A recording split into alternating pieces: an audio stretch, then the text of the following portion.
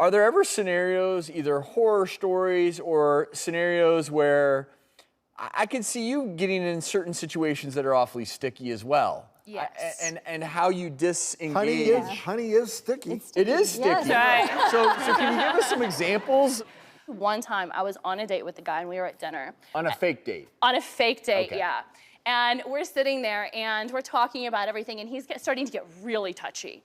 And I'm kind of leaning away a little bit more and he puts his hand on my thigh and starts to go up and I lean back and I was so disgusted by the situation, I actually vomited in my mouth.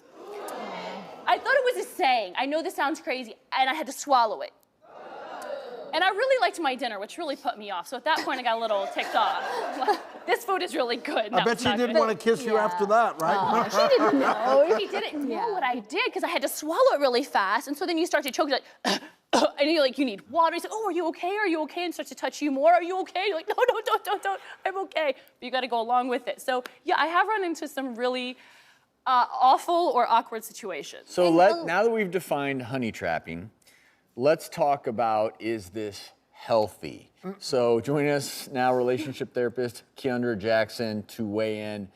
I am fascinated by this, and I empathize with anyone who would hire someone like Elizabeth, but is this a healthy way to catch a cheater?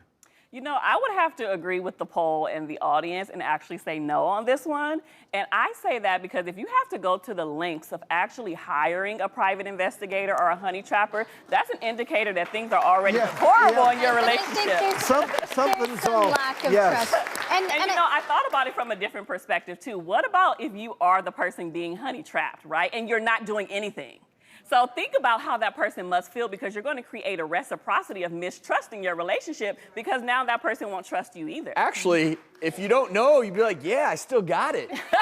This girl's into me. Hey, honey, this girl's hitting on me like crazy at the gym. Will you do that too? I mean, can we hire you just to make you feel good about yourself? But then I don't think the PI part comes in. But Elizabeth, you had a statistic in your interview that I found intriguing, which was you said that 90% of the time when women hire you and they suspect that their spouse or partner would be open to cheating, they are. Yes. And so I think that's to your point, Keandra. If you already have that lack of trust and that suspicion in women's intuition, you know, clearly something has broken down there. There's a problem. Absolutely. I think women's intuition is very high, and we need to honor that when we feel that in our gut.